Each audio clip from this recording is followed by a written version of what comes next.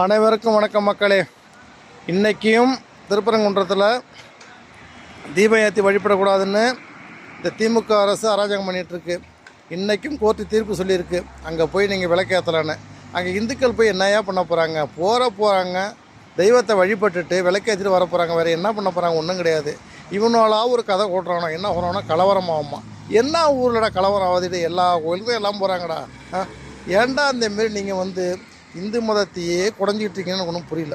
மீண்டும் மீண்டும் மீண்டும் மீண்டும் பார்த்தீங்கன்னா தொந்தரவு தான் கொடுத்துட்ருக்கீங்க. ஆனால் மற்ற மதத்துக்காரன் இந்து மதத்து மேலே சொன்னால் கூட கொஞ்சம் கோபம் வரும்.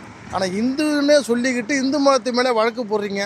கோயிலில் வர்ற காணிக்கை காசு எடுத்து நீங்கள் அறநிலையத்துறை வச்சு நடத்துகிறீங்க.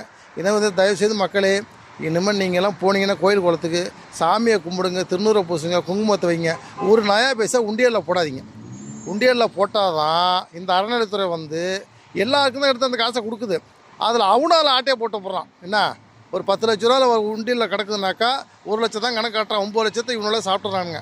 ஆக மொத்தத்தில் மக்களே 2024 திருந்துங்க.